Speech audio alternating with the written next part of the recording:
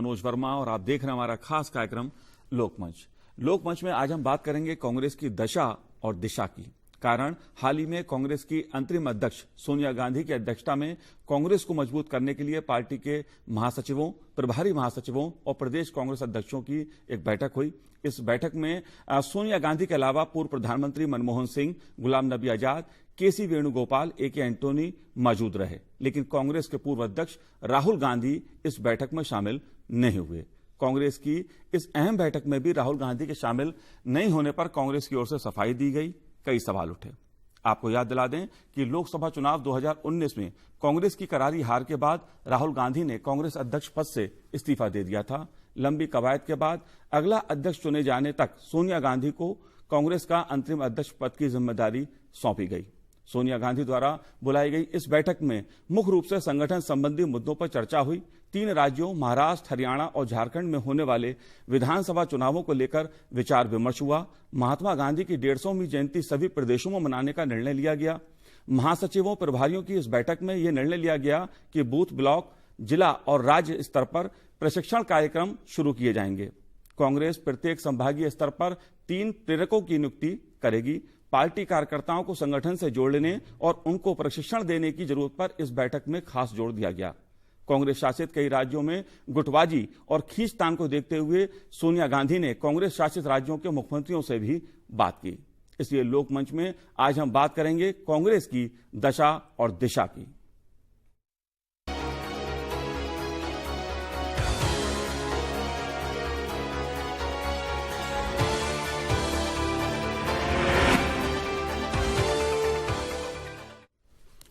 कांग्रेस की अंतरिम अध्यक्ष सोनिया गांधी द्वारा बुलाई गई इस बैठक के बाद कांग्रेस की दशा और दिशा को लेकर तमाम तरह की चर्चाएं हो रही हैं।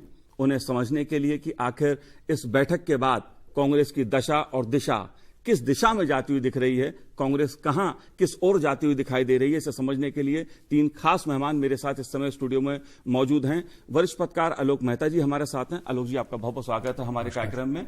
वरिष्ठ पत्रकार निर्मल पाठक जी हमारे साथ हैं। निर्मल जी, आपका भी बहुत बहुत स्वागत है। और वरिष्ठ पत्रकार अजय सेतिया जी हमारे साथ हैं। अजय जी, आपका भी बहुत बहुत स्वागत है कार्यक्रम में। तीनों खास मेहमानों से मैं कांग्रेस की जो राजनीति है, कांग्रेस ने जो विपक्ष के रूप में अब तक भूमिका निभाई है और भविष्य की दृष्टि से कांग्रेस की जो रणनीति है वो क्या संकेत करती है, इसे समझने की कोशिश करूंगा। आलोक जी, अगर हम बात करें कांग्रेस पार्टी की, राहुल गांधी जी के इस्तीफे के बाद लंबे समय तक कांग्रेस को अध्यक्ष नहीं मिला, फिर अंतरिम अध्यक्ष के तौर पर सोनिया गांधी जी को ही जिम्मेदारी दे दी गई। अभी एक महत्वपूर्ण बैठक सोनिया जी ने दिल्ली में बुलाई, इसके क्या मायने हैं? आप कांग्रेस की दशा और दिशा को कैसे देखते हैं? देखिए मनोज जी, सबसे बड़ी बात मैं मानता हूं कि 77 में भी जितनी बुरी स्थिति कांग्रेस की थी उससे बदतर स्थिति इस समय दिखाई देती है। जबकि सीटें के हिसाब से अब कहें नहीं, केवल ये है कि जो कहीं दिशाहीन, जो आपने दिशा शब्द किया है, तो एक स्पष्ट दिशा हारने के बाद भी, पराजय के बाद भी, चाहे वो ब्रह्मानंद रेड्डी उस समय बने थे, आप जरूरी नहीं है कि सोनिया जी को आना पड़ता। ठीक है, एक समय में सोनिया गांधी भी, चूंकि वो इंदिरा गांधी के समय से राजीव गांधी के समय थोड़ा वॉच करती रही थी, राजनीति में भी बहुत बाद में आई, उनके राजीव गांधी की हत्या के बाद भी। तो लेकिन जिस तरह से राहुल गांधी ठीक से जो लोगों को सबको जोड़ने में सफल रहे, उन्होंने उसको स्वीकार कर लिया। ये भी एक अच्छी बात है कि उन्होंने अपने ऑफर किया, लेकिन उसके बाद अनिश्चितता बनाए रखने से पार्टी की जो साख है, चाहे विधानसभा चुनावों के बाद तो उनको विश्वास होना चाहिए था कि कई जगह हमारी सरकारें हैं, लेकिन ऐसा लगता है कि पूरा आत्मविश्वास डगमगाया। और इसलिए सोनिया गांधी ने, चूंकि पुरानी पीढ़ी के नेता भी बिल्कुल निग्लेक्ट फील कर रहे थे, पीढ़ियों का एक के बाद एक, चाहे वो संजय गांधी रहे हो, राजीव गांधी रहे हों, राहुल भी आए, तो एक तरह से पुरानी पीढ़ी को साथ में रखने के लिए लगा कि कहीं संभल नहीं पा रहे हैं लोगों से। और राहुल गांधी बिल्कुल अड़ गए थे कि भाई मैं नहीं कहूंगा, कुछ काम नहीं करना चाहता, अभी मैं वर्कर काम करूंगा। फिर संघर्ष का अब जो नारा सोनिया गांधी ने बैठक बुला के कहा है, लेकिन असली इसीलिए कहीं गड़बड़ लगता है क्योंकि अभी तक आपने बिल्कुल संगठन जहां चरमराया हुआ है, जब सत्ता में थे तब भी सोनिया गांधी कहती थी कि संगठन मजबूत होना चाहिए। अब वो आई हैं, उन्होंने कोशिश की, जहां सत्तारूढ़ सरकारें हैं, कल भी कुछ जगह प्रदर्शन हुए मध्य प्रदेश, छत्तीसगढ़ में, ये जिम्मेदारी अब सरकार की हो जाती है। जैसा आप मान लीजिए, दिशा कैसे तय करेंगे? आप अपनी सरकार के खिलाफ प्रदर्शन करेंगे, यदि वहां कोई भ्रष्टाचार का मामला रहा है पुराना भी, उसमें भी यदि पार्टी के लोग निकल करके आएंगे तो पता चला वहां लाठी गोली चलाएंगे तो अपने वर्कर पर गोली चला देंगे क्या जी? तो ये कहीं क्लियर। अच्छा, जहां सरकार नहीं है, उत्तर प्रदेश में आंदोलन के बाद आदमी नहीं है, तो मुझे लग रहा है कि अभी एक ऊपर से नेतृत्व की कोशिश कर रहे हैं कि कैसे उसको संभाला जाए, पटरी पर गाड़ी को लाने की कोशिश है। अभी ये कहना कि वो गाड़ी किधर कौन सी पटरी पर आगे बढ़ेगी, ये अभी सवाल है। और इसीलिए, और आपने विषय इसलिए रखा कि सही है कि प्रतिपक्ष को एक बड़ी पार्टी के नाते उसका एक पूरा देश भर में उसकी एक अपनी पहचान रही। ये एक मजबूत प्रतिपक्ष हो या मजबूत या कमजोर प्रतिपक्ष दिखाई तो दे, लेकिन ऐसी स्थिति देश में होना किसी भी प्रजातंत्र के लिए अच्छा नहीं है। और मेरा ख्याल बीजेपी के लोग भी मानते हैं, अरे भाई किससे लड़े, अच्छा पहलवान होता है, वो कहता है अरे भाई ये कौन आ गया जो तो वैसे ही देख करके ही गिर जाएगा, तो उससे लड़ने का भी मजा नहीं होता है। तो मुझे लगता है ना, पहलवान दंगल अखाड़े से लेकर के और राजनीतिक अखाड़े तक स्थिति यह है कि सामने अभी कांग्रेस बहुत कमजोर है। जी निर्मल जी, कांग्रेस कमजोर है, कांग्रेस के अंदर वैचारिक दृष्टि से अगर मैं कहूं, विचारधारा की दृष्टि से कहूं, संकट है, कांग्रेस में संगठन के स्तर पे संकट है, कांग्रेस में नेतृत्व के स्तर पे संकट है। और ये बात मैं इसलिए कह रहा हूं क्योंकि इन्हीं सब मुद्दों पर सोनिया जी के नेतृत्व में इस बैठक में चिंतन हुआ कि जो कांग्रेस के सामने संगठन, विचारधारा, इन सब स्तर पे संगठन है, इससे कैसे निपटें। आप कैसे देखते हैं दशा और दिशा को? देखिए, कांग्रेस की इतनी, जैसे आलोक जी ने भी कहा कि कांग्रेस की इतनी बुरी हालत सिर्फ लोकसभा में संख्या बल के हिसाब से नहीं या संसद में संख्या बल के हिसाब से नहीं, वैसे भी जिस तरह का डिमोरलाइजेशन एक पार्टी के लोगों में है, वैसा इस तरह का पहले कभी नहीं था। इवन जब सोनिया गांधी आई थी अध्यक्ष के तौर पर सीताराम केसरी के बाद, तो उस समय भी उनके आने के 2-3 साल तक इस तरह की स्थिति बनी थी, पर इतनी खराब स्थिति तब भी नहीं थी जी। तो और सामने जो दूसरा जो उनका विरोधी दल है वो इतना मजबूत इससे पहले कभी नहीं था। कांग्रेस को कभी भी इतना मजबूत राजनीतिक दल का कभी पूरे उसके पिछले 70-72 साल में कभी भी कांग्रेस को इतने मजबूत विपक्ष का, विरोधी दल का सामना कभी नहीं करना पड़ा। तो उस स्थिति के चलते जो आज कांग्रेस में हालात बने हैं, जो एक हमको दिखता है कि एक बहुत बड़े भ्रम की स्थिति है कि पार्टी को किस तरह से आगे ले जाएं विचारधारा के स्तर पर या संगठन की मजबूती के स्तर पर, वो सारी चीजें इसीलिए सामने आ रही है क्योंकि कांग्रेस ने कभी संगठन पर अपने ध्यान दिया ही नहीं। कांग्रेस कभी भी कैडर की पार्टी कभी नहीं रही, किसी एक विचारधारा को लेकर के पार्टी कभी उसमें हर तरह की, क्योंकि स्वतंत्रता आंदोलन से निकली हुई पार्टी थी और स्वतंत्रता आंदोलन में हर तरह की विचारधारा के लोग शामिल थे। वही सब धीरे धीरे कांग्रेस में उन्होंने अपनी जगह संभाली हैं। तो वो स्थिति कभी कांग्रेस को ये जरूरत महसूस नहीं हुई कि उसको एक कोई कैडर बनाना चाहिए, अपनी एक खास विचारधारा को लेके उसको लोगों को पार्टी में रखना चाहिए, वो कभी नहीं हुआ। अब उसको, क्योंकि जब भारतीय जनता पार्टी जो अभी तक अब सबसे मजबूत स्थिति में है उसको सामना करना पड़ रहा है, तो ये अलग अलग तरह के विचार उनके पास आ रहे हैं कि किस तरह से इससे निपटा जाए। पर मेरा ये मानना है कि अभी भी कांग्रेस ये सारी चीजें डिस्कस करने के लिए या प्रोग्राम बनाने के लिए ठीक है, पर कांग्रेस कभी भी इस तरह की स्थिति में जब भी वो विपक्ष में होती है तब ये सुझाव आते हैं। ये पहले एक बार राजीव गांधी के समय में भी ये आ चुका है कि राष्ट्रीय स्वयंसेवक संघ से निपटने के लिए हमको संघ के पैरेलल, संघ की तरह का ही एक ऑर्गेनाइजेशन चाहिए। कभी सेवा दल को मजबूत करने की बात होती है कि सेवा दल की वर्किंग थोड़ा ठीक की जाए, उसको अलग किया जाए, कुछ नए इनोवेशन उसमें हो। कभी एक सद्भावना के सिपाही संगठन बनाने की बात होती है। सीताराम केसरी जिस समय अध्यक्ष थे तो उन्होंने एक प्रस्ताव रखा कि कांग्रेस की जो बैठकें होंगी वो रामधुन से शुरू होंगी, पर वो हुआ कभी नहीं। तो ये सारी चीजें जब उस पर संकट आता है तो इस तरह के सुझाव आते रहते हैं। अभी भी जो वो प्रेरक का आया है, अभी फाइनल नहीं हुआ है मेरे ख्याल से, उस पर कोई अंतिम फैसला भी नहीं हुआ है और वो हो भी नहीं सकता। तो ये सब चीजें क्योंकि एक बड़े संक्रमण काल से आप कह सकते हैं उसको, उससे कांग्रेस पार्टी गुजर रही है, तो उसमें ये जितनी भी चीजें आएंगी इस तरह की चीजें, जब तक कि उसको ये सब चीजें डिस्कशन के लिए ठीक हैं। पार्टी कभी आंदोलन वाली पार्टी नहीं रही इतने लंबे समय तक, क्योंकि सत्ता में रही तो उसको कभी आंदोलन करने की जरूरत ही नहीं पड़ी। सोनिया गांधी जिस समय यूपीए की सरकार थी, सोनिया गांधी हर 6 महीने में कहती थी कि आंदोलन होने चाहिए, जो मंत्री हैं उनको कार्यकर्ताओं से मिलना चाहिए। कोई मंत्री, कार्यकर्ता तो छोड़ दीजिए, सांसदों से नहीं मिलता था।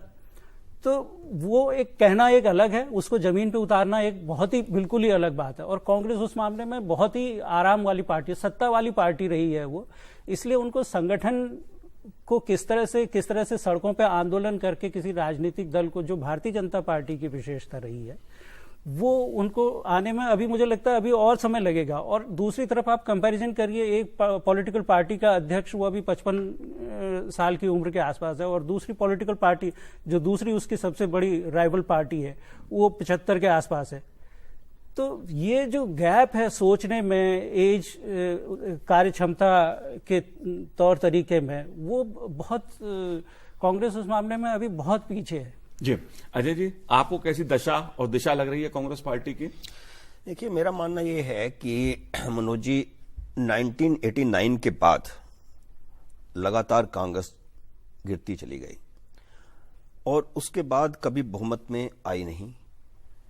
कांग्रेस ने समस्या वहां खड़ी हुई, मैं समझता हूं कि जब सोनिया गांधी कांग्रेस की अध्यक्ष बनी, उस समय नीति और रणनीति को हमको अलग करना पड़ेगा।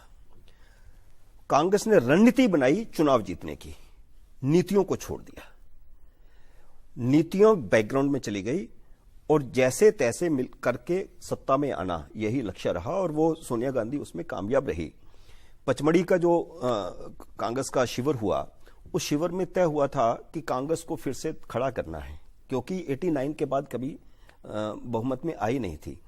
तो 98 में 9-10 साल के बाद कांग्रेस ने इस पर विचार किया और अच्छा मंथन हुआ। 3 दिन का मंथन हुआ और 3 दिन के मंथन में विषयों पर मंथन हुआ और उसमें निकल के आया कि गठबंधन की राजनीति बंद की जाए और पार्टी को खड़ा किया जाए, संगठन को खड़ा किया जाए। लेकिन 2003 में 3 विधानसभा चुनाव कांग्रेस हारी और उसका नतीजा यह निकला कि शिमला में उन्होंने मुख्यमंत्रियों की बैठक बुलाई और उसमें पूरी नीति बदल दी। नीति नहीं, वो रणनीति थी चुनाव जीतने की और उसमें वो कामयाब रहे। तो नीतियों के मामले में मैं समझता हूं कि जब कांग्रेस का गठन हुआ था, उस समय आजादी लक्ष्य नहीं था, धीरे धीरे आजादी लक्ष्य बना। तो इसी तरह जो कांग्रेस की नीतियां पहले रही, उस नीतियों को में समय समय पर विचार विमर्श होना चाहिए, समय समय पर उसमें बदलाव होना चाहिए। कांग्रेस ने जैसे शुरू में बदलाव किया, विभिन्न नीतियों पर बदलाव किया, प्रीवी पर्स थे, कांग्रेस के समय प्रीवी पर्स थे, कांग्रेस ने ही किए थे, लेकिन उसको प्रीवी पर्स को बाद में बदला। तो अभी स्थिति यह हो गई है कि देश की अपेक्षाएं कुछ और हैं, कांग्रेस की सोच कुछ और है। कांग्रेस अपने आप को नई स्थितियों के मुताबिक ढाल नहीं रही। सबसे पहले जरूरी यह है कि कांग्रेस जनता के साथ तारतम्य तो बनाए, और तारतम्य तब बनेगा जब जनता की बात को सुना जाएगा और जनता क्या चाहती है उसी हिसाब से करा जाएगा। अब भारतीय जनता पार्टी को पता है कि वो सत्ता में क्यों आई है, उनके क्या नीतियां थी और क्या हमने वायदे किए हैं जिससे उनका वोट बैंक आकर्षित हुआ, और उस एजेंडे को वो लागू कर रहे हैं। पहले ही सत्र में देखिए उन्होंने भाजपा के एजेंडे को लागू किया जी, संसद के पहले सत्र में। लेकिन कांग्रेस का हमेशा ये लक्ष्य रहता है कि वोट बैंक कैसे बने, चुनाव कैसे जीतें, उसी पर आधारित सारी चीजें रही। अब देखिए कि यूपीए सरकार जब सत्ता में आई तो मनरेगा दिया गया, फिर फूड सिक्योरिटी दिया गया, तो वो लक्ष्य सिर्फ वोट बैंक था और कुछ नहीं था। और पिछले 10 सालों में मैं समझता हूं कि जब कांग्रेस टूटी थी, जब अर्जुन सिंह और नरेंद्र तिवारी अलग हुए, तो उस समय नरसिम्हा राव के खिलाफ एक वातावरण बनाया गया। और सोनिया गांधी जब अध्यक्ष बनी तो मुझे लगता है कि ये जो सारा कॉकस था, उन्होंने सोनिया गांधी के दिमाग में ये भरा कि क्योंकि मुस्लिम हमसे खफा हुआ है, इस वजह से हम सत्ता से बहुत दूरी पर हैं। 96, 98, 99 के चुनाव लगातार हारे, तो एक मुस्लिम प्रस्ती पार्टी के अंदर आई और उसका रिएक्शन हुआ है। मैं समझता हूं कि भारतीय जनता पार्टी जिस प्रकार पहले सत्ता में आई और फिर दूसरी बार सत्ता में आई, अब पार्टी को, कांग्रेस को इस पर मंथन करना चाहिए कि क्या सिर्फ मुस्लिम बेस्ड राजनीति करनी है उसको, या जन भावनाओं के अनुसार राजनीति करनी है। अब देखिए 370 के मामले में क्या हो रहा है। 370 को मुस्लिम विषय बनाने की कोशिश की जा रही है। अभी कल परसों जो है आनंद शर्मा का जिस प्रकार बयान आया कि सुप्रीम कोर्ट इसको प्रायोरिटी पे क्यों नहीं ले रही है 370 को, तो वो फिर वही बात जो जनता को बुरी लगती है, जिससे जनता का रिएक्शन होता है। इस चीज को कांग्रेस जब तक नहीं समझेगी, अपनी नीतियों में नए सिरे से बदलाव नहीं करेगी, तब तक कांग्रेस जमीन में खड़ी नहीं हो सकती। आलोक जी, देखने वाला मैं बात नीतियों की करूं तो नीतियों में देखने में यह आ रहा है, जो बात अजय जी ने कहा कि देश कुछ चाहता है, कांग्रेस पार्टी कुछ और करना चाहती है या कुछ और सोचती है। मसलन अगर 370 की हम बात करें तो 370 पर जो स्टैंड हुआ वो सदन में सबने देखा कि विपक्ष के कई दलों ने भी आगे बढ़ के सरकार के इस फैसले का समर्थन किया। बहुजन समाज पार्टी जैसी पार्टी ने भी 370 पे सरकार को समर्थन दिया क्योंकि यह देश का मुद्दा था। मैं ये समझना चाहता हूं, कांग्रेस की नीतियों में हमें कई बार टकराव दिखाई देता है, पार्टी के भीतर से ही टकराव दिखाई देता है। क्योंकि अगर नीतियों पर ही टकराव है, मसला अगर 370 की बात करूं तो जनार्दन द्विवेदी जैसे कांग्रेस के नेता खुल के विरोध उन्होंने किया। तमाम कांग्रेस के ऐसे बड़े नेता हैं जो 370 के मुद्दे पे अपनी ही पार्टी के खिलाफ खड़े हुए नजर आते हैं हमको। आप नीतियों में टकराव के मुद्दे पर आप कांग्रेस को कैसे देखते हैं? देखिए मनोज जी, जम्मू कश्मीर को मैंने 370 तो इसलिए है कि जो जम्मू कश्मीर की पूरी स्थिति को लेकर के जो क्रांतिकारी बदलाव आया, और ऐसा नहीं, आप यदि पुराने भाषण देखें तो उस समय भी कांग्रेस के लोग कई सहमत थे कि इस तरह की चीज खत्म हो जाना चाहिए। सबसे बड़ी बात यह थी। उसके बाद भी कांग्रेस, इसलिए मैं तो दूसरा कहूंगा कि कांग्रेस विचारधारा नहीं, उसकी जो मूल विचारधारा थी उससे ही हट गई है। असली समस्या तो वो आई है, ये समझना। दिशा तो आप बाद में, मैं तो कह रहा हूं पहले से जो दिशा तय थी आपने उससे भी सेकुलर, जैसा अभी अजय जी कह रहे थे, सेकुलरिज्म को यदि था तो उसमें तो ये नहीं था कि आप जनविधारी कहने की जरूरत है कि मैं बिल्कुल। आप कल मध्य प्रदेश में 1000 संतों को बुला, जिस समय बाढ़ में कई शहर बिल्कुल डूबे हुए हैं, उस समय आप खाली साधुओं को बुला के, वो भी कंप्यूटर बाबा या सो कॉल्ड जो भी बाबा हैं, आप उनको बुलाकर कर रहे हैं, तो आपकी नीति कहां है? यहां आप कह रहे हैं कि ये मुस्लिम हम खुश करना है, वहां तो मुस्लिम ही छोड़िए, आप तो हिंदू भी उससे खुश नहीं होगा। मुझे लगता है कौन बाबा आ गए भाई, इनका तो कोई अस्तित्व नहीं है। तो मुझे लगता है कि दिशाहीनता इस हद तक है। और जम्मू कश्मीर जैसे गंभीर देश में दुनिया जिसका समर्थन कर रही है, वहां कांग्रेस ने जो काम ये किया है, ये इतनी बड़ा उनका कहना चाहिए कि वो अपराधी मानेगी जनता, तो जनता के दरबार में उसे गलत माना जाएगा, ये नहीं समझ पा रहे हैं। और ये ठीक है, 2-4 नेताओं ने खुल के विरोध किया, कई लोग चुप बैठे रहे। मेरा ऐसा मानना था कि देखिए, यदि कई बात ऐसी थी, वैचारिक मतभेद आज नहीं है। नेहरू के समय में या इंदिरा गांधी के समय का आप देखिए, एक सोशलिस्ट फोरम होती थी, नेहरू फोरम। आज भी मैं मानता हूं कि मतभिन्नता किसी भी दल में डेमोक्रेसी के लिए ठीक है। अब अभी भी कहा जाता है विरोध करें, हाँ, लेकिन विचारधारा कुछ मामलों में तो एक होगा ना, उसके लिए राष्ट्रीय सहमति होती है। नेहरू और सोशलिस्ट फोरम होते हुए भी यशपाल कपूर थे, उधर केशव देव मालवीय वगैरह होते थे, तो उस समय लोग अलग विचार कि हम इसको लेफ्ट ओरिएंटेड रखना है। बाद में जब नीति तय हो जाती थी तो सब एक बात करते थे।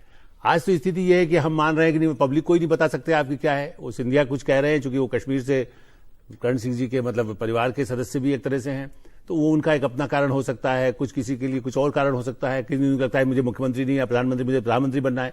तो एक व्यक्तिगत, फिर जहां अभी मैं नहीं मानता कि संगठन नहीं था। राजीव गांधी के समय में, मनोज जी आप भी पुराने पत्रकारों में से, इनको भी याद होगा जी को, एक डेवलपमेंट सेंटर बनाया गया था, डिस्ट्रिक्ट लेवल पर कैसे मॉनिटरिंग होगी, उससे एक संगठन। पहले कांग्रेस यदि कमजोर भी थी तो एक हर जगह से बुराई बताने वाले कि कहां आपकी सरकारें काम नहीं कर रही है। मैं मानता हूं बीजेपी में ऐसा है कुछ नेटवर्क, चाहे वो संघ के लोग करें या दूसरे लोग करें, जो पार्टी भी ऐसी होगी। आपने अपने यहां जहां सत्ता में भी आए 6-8 महीने हो गए हैं, वहां तो मंत्री ही चिल्ला विरोध कर रहा है, विधायक रो रहे हैं, तो आप उनका ही फीडबैक नहीं सुन रहे हैं। तो ऐसी स्थिति में ये दोनों प्रॉब्लम आ गई। विचारधारा जो आपने कहा नीति में, चाहे वो तलाक वाला मुद्दा जी, 3 तलाक का मुद्दा, 3 तलाक का मुद्दा तो मुस्लिम मुस्लिम महिलाएं यदि वोट देती हैं, और या मेरे परिवार में भी जो आप जागरूक लोग हैं वो पसंद करते हैं कि ठीक है कानून बदल रहा है तो कोई बात नहीं, कहीं ऐसा कोई मुस्लिम ऐसे जो सही लोग हैं उनका कोई विरोध सामने नहीं आया। इनकी पार्टी में जहां मतलब वो लोग हैं उसको लेकर के अच्छा बहाना कुछ बनाया, हम समर्थन कर रहे हैं, इसमें ये सजा नहीं होना चाहिए, ये नहीं। आप यदि उसको पहले स्वीकार करके फिर सरकार को परस्यू करते, कुछ और उस पर कोई सुविधा हो सकती है या लोगों की क्या मदद कर सकते हैं। आज जैसा मैंने कहा कि जो जन की समस्याएं हैं उनको लेकर के भी कांग्रेस, अभी को छोड़ दीजिए ना, आज तो 5 साल या 10 साल भी, राहुल गांधी तो तब भी सांसद थे ना सत्ता में रहते हुए।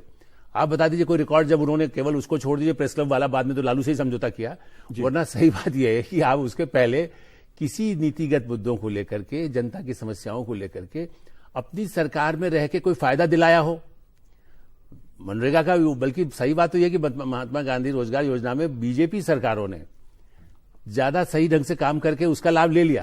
यदि काम लोगों को मिलेगा तो ठीक है, रोजगार मिला तो ठीक है। छत्तीसगढ़ के लोगों या मध्य प्रदेश के लोगों ने या राजस्थान में 15 साल इसलिए राज किया ना। योजना चाहे आपकी हो, आपकी सरकारों ने गलती करते गए तो वो बिल्कुल ही पिट गए।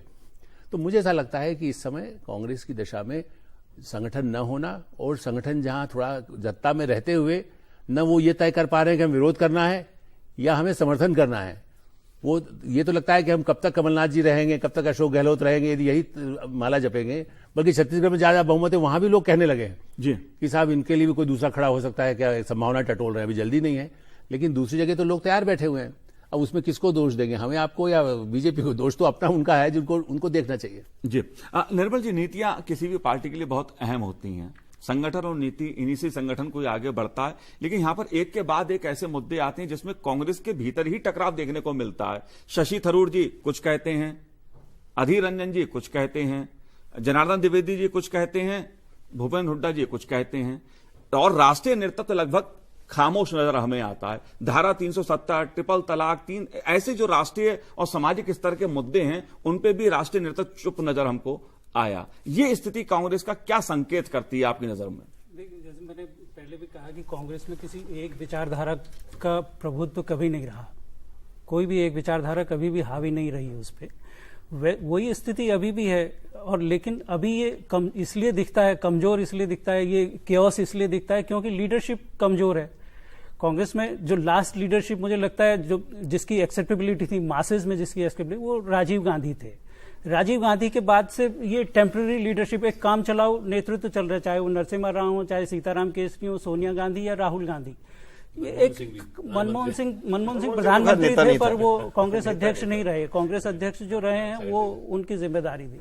ये सारे के सारे लोग एक तरह से, सिर्फ सोनिया गांधी या राहुल गांधी को भी आप उस तरह से राजनीति के नहीं कह सकते। नरसिम्हा राव जरूर थे, लेकिन नरसिम्हा राव को जनता का समर्थन तो नहीं था।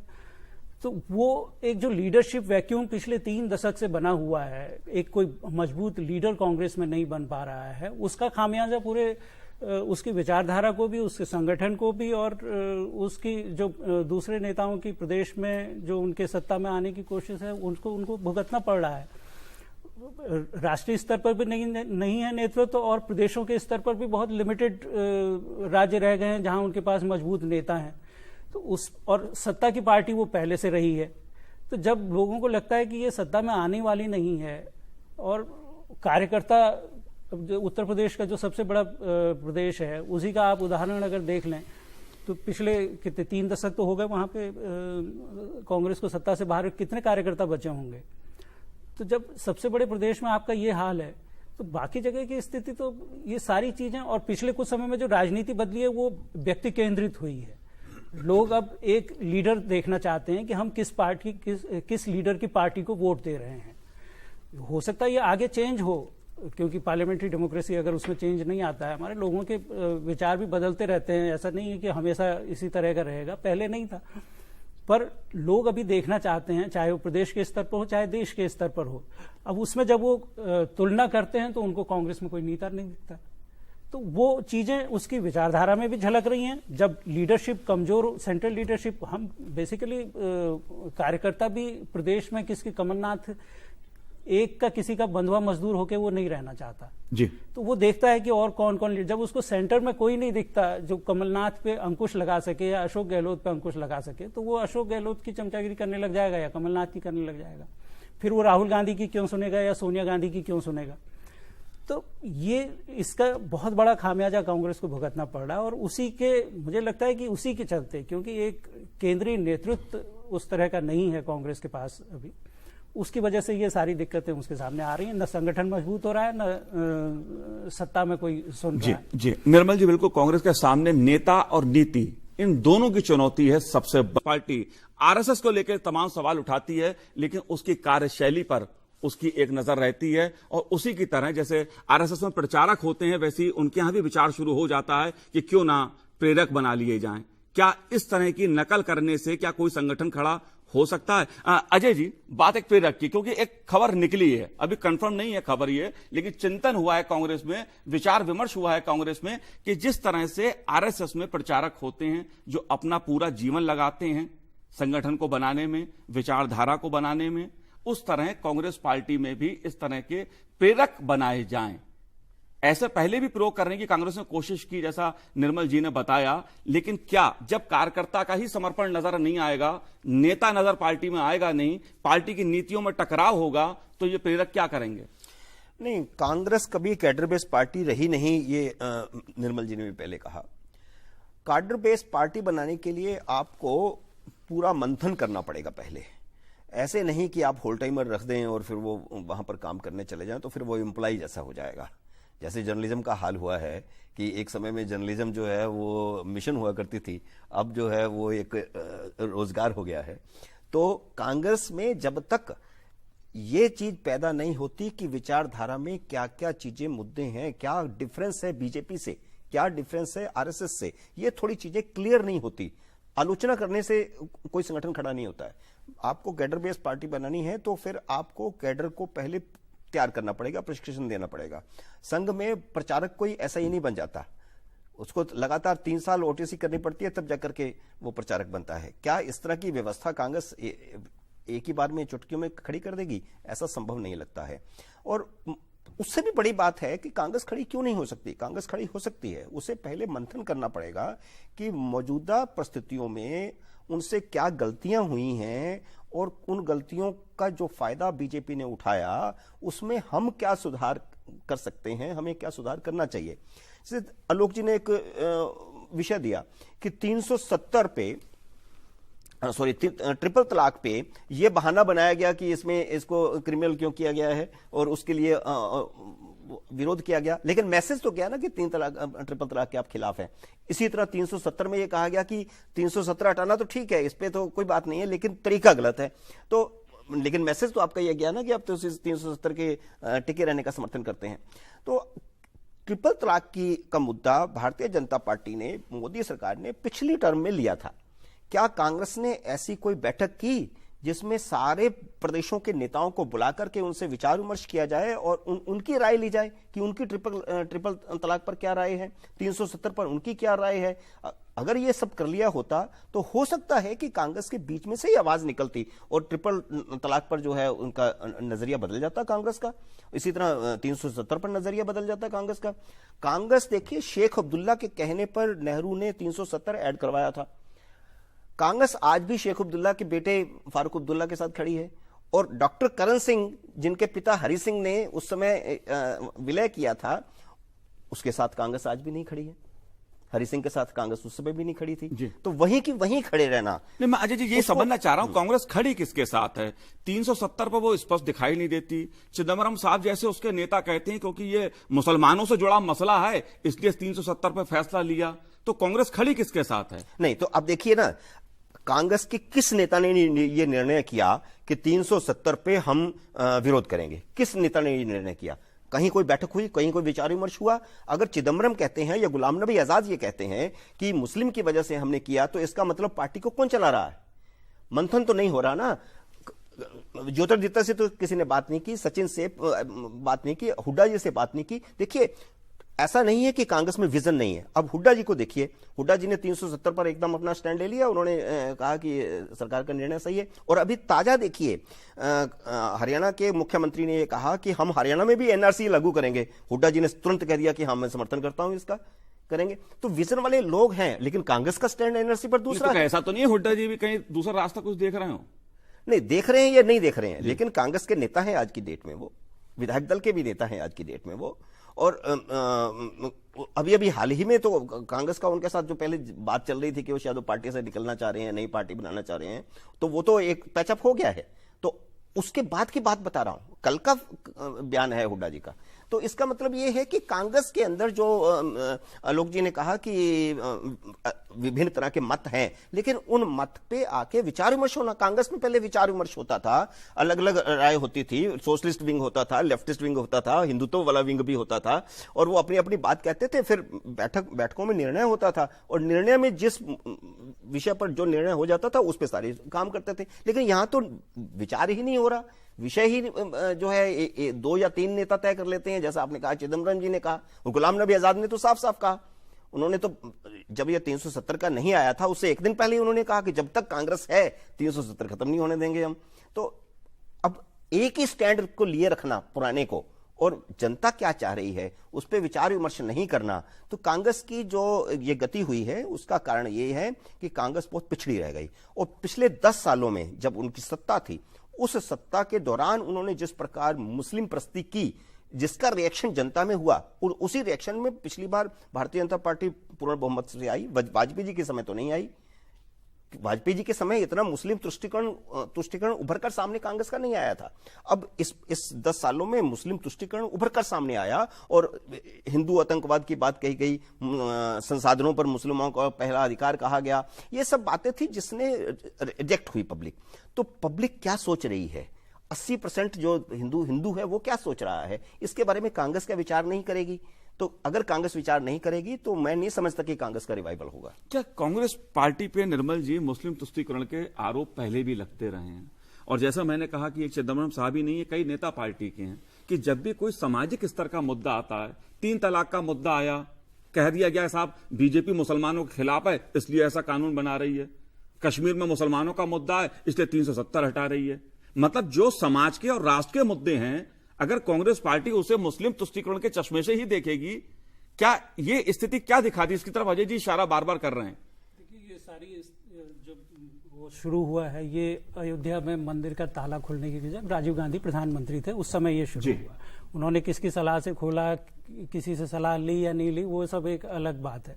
पर उसके बाद से ये शुरू हुआ कि कांग्रेस उस समय हिंदुओं को खुश करना चाह रही है, इसलिए उन्होंने अयोध्या में वहां ताला खुलवाया। उसके बाद फिर बाबरी कांड हुआ, उस समय यह आरोप लगा कि कांग्रेस की सरकार ने जानबूझ के वहां मस्जिद गिरवा दी। और उसके बाद जो मुस्लिम वर्ग था उसने कांग्रेस को वोट देना बंद कर दिया।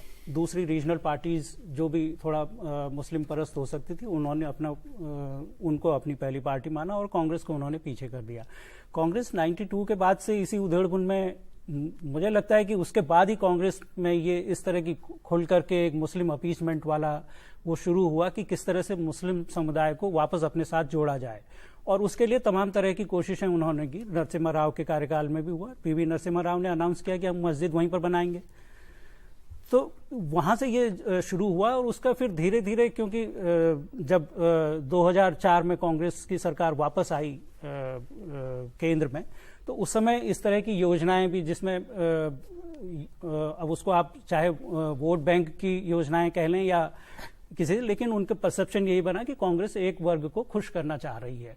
और उस पर प्रधानमंत्री मनमोहन सिंह ने जो बयान दिया कि देश के संसाधनों पर पहला हक अल्पसंख्यकों का है, तो अल्पसंख्यक हो सकता है उन्होंने अपने हिसाब से कहा हो कि जो भी अल्पसंख्यक, क्योंकि एक मुस्लिम अल्पसंख्यक तो नहीं है, उन्होंने सिर्फ मुस्लिम के लिए तो नहीं कहा था, पर उसका परसेप्शन यही बना कि कांग्रेस सिर्फ मुस्लिम वर्ग पर ध्यान दे रही है और उसका नुकसान उसको उठाना पड़ रहा है। और अभी तक वो परसेप्शन उनका ठीक नहीं हुआ है। तो उस संकट से कांग्रेस लगातार जूझ रही है। और दूसरा फिर उसकी लीडरशिप, ये सारी काबिलियत होती है कि आपका नेतृत्व किस तरह का है। जनता नेतृत्व को देखती है। आपके नेतृत्व में इस तरह की काबिलियत नहीं है कि आप समझा सकें कि नहीं, हमारी आइडियोलॉजी ठीक है, जिस रास्ते पर हम चल रहे हैं वो ज्यादा ठीक है। Bharatiya Janata party cadre based party है, उनका एक अपना खास कैडर है जो एक तरह की विचारधारा को समर्थन देता है और उसके लिए लड़ता झगड़ता है। कांग्रेस का उस तरह का नहीं है। पर कांग्रेस ने अपनी विचारधारा को मजबूती देने के लिए क्या किया? पिछले आप अगर 10-15 साल में कोई भी एक भी आंदोलन अगर आपको याद हो तो आप, मुझे तो याद नहीं आता कुछ कभी कोई निकला हो। मुझे सोनिया गांधी ने मेरे ख्याल से एक पदयात्रा, अगर उसको पदयात्रा कहें आप, एजिटेशन 2004 से पहले किया था, वो शायद एआईसीसी से आईटीओ तक का था या आईटीओ से एआईसीसी तक का था। वो एक उनका संघर्ष था। उसके अलावा कितने इस तरह के आंदोलन कांग्रेस ने किए हैं प्रदेशों में या देश के व्यापक स्तर पर, वो कभी नहीं हुए। उसमें कैसे पब्लिक आपको मान लेगी? भारतीय जनता पार्टी को तो अभी भी 40% वोट मिल रहा है ना, या 45% वोट मिल रहा है। अगर आप हिंदू मेजोरिटेरियन स्टेट भी कहते हैं, जबकि भारतीय जनता पार्टी के लिए भी तो धारणा यही है कि वो हिंदुओं की पार्टी है और हिंदू हित को वो आगे बढ़ करके उसको करना चाहती है। तो उसको सिर्फ 40% ही वोट क्यों मिल रहा है? फिर तो 80% या 70% वोट मिलना चाहिए था। पर ऐसे लोग हैं ना जो उससे सहमत नहीं है, तो उनके लिए कांग्रेस पार्टी क्या कर रही है या दूसरा अपोजिशन पार्टीज क्या कर रही हैं? तो ये लीडरशिप की लेवल पे एक क्लियर कट आपकी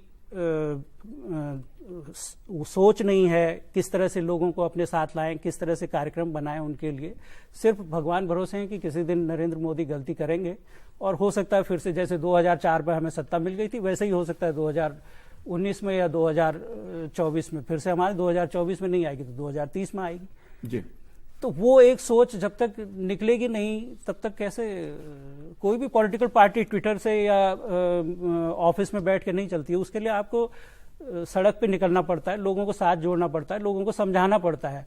वो कांग्रेस में वो अभी आज की तारीख में वो चीज दिखती नहीं। नहीं, सोनिया गांधी जी ने इस पर भी जोर दिया कि कांग्रेस के जो कार्यकर्ता हैं वो सोशल मीडिया पे वो एक्टिव कहना अलग है, कहने की बात अलग है, लेकिन उसके बाद से कितने, उसको 10 दिन तो हो गए, जी, कितने आपने एजिटेशन देख लिए या कितने लोग आंदोलन, कोई आंदोलन की रूपरेखा मिली आपको? जी, कोई ट्विटर पर तो नहीं दिखी मुझे, फेसबुक पे भी नहीं दिखी कोई मुझे। लेकिन आलोक जी, अगर बात मैं करूं विचारधारा की, हमने कांग्रेस की बात की, नीतियों की बात की, नेतृत्व की बात की, और आप तीनों ने ये कहा कि इन तीनों ही मोर्चों पे कांग्रेस में एक साफ संकट दिखाई देता है, नेतृत्व का अभाव दिखाई देता है, नीति का अभाव दिखाई देता है।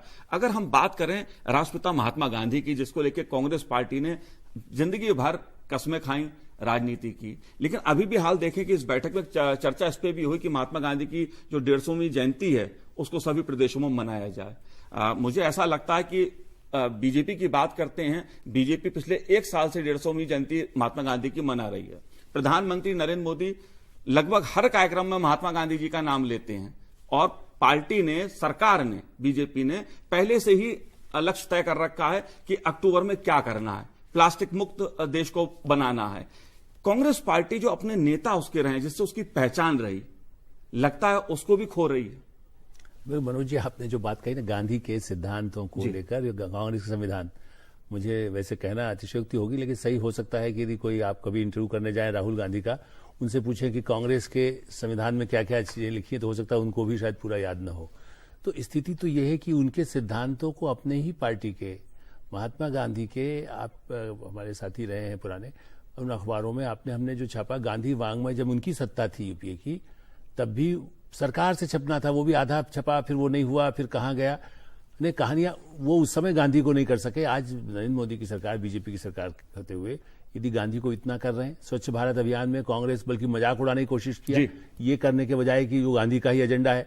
जैसा मैंने कहा, यदि महात्मा गांधी के नाम की योजना पर रोजगार देने के लिए बीजेपी उसको अपना हथियार, माने राजनीतिक फायदा उसका उठा सकती है, तो कांग्रेस जो स्वच्छ भारत पे कहती नहीं हम भी झाड़ू लेके चल रहे हैं, हमने उस समय में देखा, एक समय में, जिस समय में हम जब छात्र थे, तो बाकायदा ऐसे गांधी जयंती पर या स्वतंत्रता दिवस पर झाड़ू लेकर के कांग्रेसी, सब पार्टियों के, संघ के लोग भी, सब लोग निकल करके भाई आज गांधी जी की जयंती है, हम लोग सफाई करेंगे। अब चलिए वो कल्पना तो नहीं कर सकते, लेकिन आप उसका भी विरोध कर रहे हैं। तो ये आपकी बात ठीक है कि न गांधी को, नेहरू को, इंदिरा गांधी को छोड़, उनको छोड़ दिए, जिन्होंने पीढ़ी, मान लीजिए वो पीढ़ी गांधी को नहीं देखा ना हमने, या इस पीढ़ी ने भी नहीं देखा, सोनिया गांधी ने भी नहीं देखा गांधी को, लेकिन नेहरू को नहीं देखा, इंदिरा गांधी को देखा। इंदिरा गांधी के भी यदि आप उनसे कहते उस सरकार में कि इंदिरा गांधी के जो भाषण हैं क्या वो 10 रुपए में उपलब्ध है, आप बीजेपी की सहज आलोचना कर सकते हैं। संघ, उन्होंने अपनी प्रचार सामग्री, अपने जो विचार हैं, दीनदयाल उपाध्याय के हों, हेडगेवार के हों, संघ के गुरु जी के हों, उसको प्रचार कर, ठीक है 10 रुपए में उपलब्ध है, आप जाइए बाहर मिल जाएगा। इंदिरा गांधी के भी या नेहरू के विचार को उनने कहा इसको 5000 रुपए में छापेंगे ताकि रॉयल्टी किसको मिलेगी। मैं आपको बिल्कुल वो बता रहा हूं, मेरे पास रिटर्न में इस बातें हैं कि साहब वो रॉयल्टी जो आप यदि उस विचार को न पहुंचाना चाहते हैं न खुद पढ़ना चाहते हैं, वो तो फिर कहीं शोभा बढ़ा देगा ना। 5000 रुपए की किताब आपका वर्कर, जो आप कहते हैं कि हम जमीनी कार्यकर्ता से जुड़ेंगे, न आपके पास सिद्धांत है, न उस सिद्धांत जो पहले रहे हैं, न उसको प्रचार करने का, अपने खुद के नेता के विचारों को भी आगे बढ़ाने की नहीं है, दूसरे के विचारों पर निगेटिविटी। देखिए ये सही है कि आप सरकार की कमियों पर प्रतिपक्ष फायदा उठा सकते हैं। आज भी मेरा ऐसा मानना है कि जिन मुद्दों को लेकर किसानों का थोड़ा सा हुआ था, दिग्विजय सिंह के स्कूटर पर बैठ करके जो अभी पूछे कभी किया आंदोलन, तो राहुल गांधी गए 1 घंटे के लिए कहीं थोड़ा जेल में फोटो खिंचवा लिया, वो भी किसानों का आंदोलन था, किसानों का, वो तो खाली कुछ चले गए। तो मेरे ख्याल में एक फोटो अपॉर्चुनिटी टाइप आपने करेंगे। आप यदि उन मुद्दों को लेके यदि करें, 77 में अंतुले थे, वसंत साठे थे, शुक्लास थे, एक और बल्कि लाइन में कहना चाहता हूं, शुक्ला के नाम पे मुझे याद आया, कांग्रेस के जिन लोगों नक्सलियों ने हत्या की, शायद बहुत कम लोगों को मालूम है, कांग्रेसियों को भी शायद नहीं मालूम है, आपका चैनल देखते हो तो पता चल जाएगा। अदीप चौधरी को इंदिरा गांधी के समय, सत्ता के समय में नक्सली अपराध में 2 साल उनको जेल में रखा गया था। वो नक्सली है पुराने, अब उनको ममता बनर्जी जो पुरानी कांग्रेसी तो कम से कम रही, क्योंकि वो अच्छी है खराब है, आपने उसको एक्सेप्ट नहीं किया, क्योंकि वो लड़ सकते हैं ममता से, इसलिए अदीप चौधरी को आपने लोकसभा में नेता और अपना सबसे बड़ा नेता बना लिया। मनीष तिवारी, जिनके पिता, जिसको कहते हैं कि आतंकवाद से प्रभावित होकर हुई, वो पुराने कांग्रेसी भी रहे, उनको नहीं बनाया। अदीप चौधरी को इसलिए बनाया कि ममता को कैसे बंगाल में काट करके हमारा कर देगी, बीजेपी से भी लड़ाई नहीं उनको। अदीप चौधरी जो नक्सली हैं, तो मुझे लगता है राहुल गांधी ने कभी पढ़ाई नहीं होगा कि नक्सली को हम बना रहे हैं नेता, मेरे सिर पर उसको बिठा रहे हैं जिन्होंने कांग्रेसियों की हत्या की है। जी। आप इससे ज्यादा आत्मघाती बने, कहते हैं आप खुद ऐसे किसी आतंकवादी को कल बने। गुलाम नबी आजाद क्यों चिल्ला, एक और लूंगा मैं जी। देखिए क्यों वो आपत्ति कर रहे हैं ये सब लोग। चिदम्बरम साहब क्यों कर रहे हैं मुस्लिम, उनको मुस्लिम से मतलब नहीं है, उनको मतलब यह है कि मेरे मामलों में आप मुझे बुलाएं, मोदी जी या अमित शाह जी या मनोज वर्मा जी, वो कहें आपके मामलों को हम जरा ठंडा रखेंगे, आप इसका विरोध मत करिए। सबके इतने भ्रष्टाचार के मामले हैं। गुलाम नबी आजाद, फारूक अब्दुल्ला क्यों हाथ मिलाए हुए? 300 करोड़ रुपया चेक से निकाल करके लेकर रख लिए, केस लेकर के। अब उन मामलों को सरकार दबा दे, जनता चुप हो जाए, पैसे से हम बांट दें वो पत्थर फेंकवाने के लिए उसी पैसे का। आज यदि वो पैसा रुक रहा है, पत्थर फेंकने वालों के हाथ में न जाए, तो इनको लगता है कि भाई ये हमारे ऊपर बड़ा अत्याचार हो रहा है, बड़ा जम्मू कश्मीर में कुछ नहीं हो रहा है। अरे भाई आप भी होकर के आए हैं, लोगों के मन में इच्छा है। जो गांव में पंचायतों के लोग हैं, मैं 2 महीने पहले जब गया तो पंचायत के लोगों से मिले, तो वहां तो बहुत लोगों की इच्छा थी। जब ये 370 नहीं हटा था तो पंचायतों में जो पिछले बार चुनाव होने के बाद लोग बड़े खुश थे। श्रीनगर दिल्ली जैसे भारत नहीं है, मुंबई पूरा भारत नहीं है, श्रीनगर ही पूरा कश्मीर नहीं, जम्मू। यदि आप अल्पसंख्यकों की बात करें तो जम्मू के हिंदुओं के बारे में कौन चिंता करेगा? क्या वो गुलाम नबी आजाद तो कभी श्रीनगर से कितनी बार जीते हैं भाई चुनाव, वो तो जम्मू से जीत के आते हैं। इसलिए ये कहना कि हम उनकी चिंता कर रहे हैं, सही बात यह है कि ये खुद आत्मघाती दस्ते बन रहे हैं या बना रहे हैं संगठन की दृष्टि से, अपनी चिंता कर रहे हैं। अजय जी, एक आखिरी टिप्पणी आपकी बस, क्योंकि मेरे पास समय का भी अभाव है। तो जिस तरह का हम घमासान देखते हैं, कांग्रेस पार्टी ने 3 विधानसभा राज्यों की तैयारी पर भी चर्चा इसमें कि झारखंड में, हरियाणा में और महाराष्ट्र में विधानसभा चुनाव होने वाले हैं, लेकिन जहां कांग्रेस पार्टी सत्ता में है, मध्य प्रदेश, राजस्थान, छत्तीसगढ़ या दूसरे राज्य, पंजाब, वहां पर घमासान मचा हुआ है। एक मुख्यमंत्री के खिलाफ दूसरा तीसरा खड़ा हुआ है। नहीं, वही बात है ना कि कांग्रेस कुछ ना तो नेतृत्व तय कर पा रही है ना नीतियां तय कर पा रही है। 3 राज्यों में कांग्रेस की जो सरकार बनी, हम अगर उसकी समीक्षा करें तो उस समय थोड़ा ट्रैक पर आई थी पार्टी ने पहली बार किसानों का और बेरोजगारी का 2 मुद्दे उठाए थे, और दोनों मुद्दों का नतीजा यह निकला कि छत्तीसगढ़, मध्य प्रदेश और राजस्थान में कांग्रेस सत्ता में आ गई। लेकिन आप झूठे मुद्दों पर चुनाव लड़ेंगे तो आपका बेड़ा पार नहीं हो सकता। लोकसभा चुनाव में आपने जो धारा विधानसभा चुनाव में तय करी थी, उस धारा से ही आप पीछे हट गए, तो आप खड़े नहीं हो सकते। अब इसी तरह इन राज्य चुनावों में भी पार्टी का नेतृत्व तय नहीं कर पा रहा कि मुद्दों पर उनकी राय क्या है। मैं समझता हूं विधानसभा के चुनाव होने के बावजूद कांग्रेस को यह तय करना पड़ेगा, जैसा हुड्डा जी ने तय किया है। तो मुझे लगता है कि हुड्डा को उसका बेनिफिट मिलेगा, वोट डिवाइड होगा। जो बीजेपी का जनसंघ का वो हिंदुत्व का वोट है, वो मुझे लगता है क्योंकि हुड्डा ने वही मुद्दे, उन्हीं मुद्दों का समर्थन किया है जिस मुद्दे पर भाजपा समर्थन कर रही है, तो वो वोट डिवाइड हो सकता है। यही रणनीति कांग्रेस को महाराष्ट्र में भी बनानी पड़ेगी, झारखंड में भी बनानी पड़ेगी। और अगर कांग्रेस रिव्यू नहीं करती अपने आप को और नीतियों पर जो गलत लाइन पर चली हुई है, और पुराने नेता जो मठाधीश बने हुए हैं उनको हटा करके अपने कैडर से बातचीत करके अपनी नीतियों को नए सिरे से रिवाइव नहीं करती, तो उसका बेड़ा पार होना बड़ा मुश्किल है। तो इसलिए कांग्रेस के सामने तमाम चुनौती है, नेतृत्व की चुनौती है, विचारधारा की चुनौती है, नीति की चुनौती है, और साथ ही अपने कार्यकर्ता को, जनता को संतुष्ट करने की भी चुनौती है। इन चुनौतियों के बीच लोकमंच में आज इतना ही। आप तीनों का बहुत बहुत शुक्रिया। मुझे दीजिए आज्ञा। नमस्कार।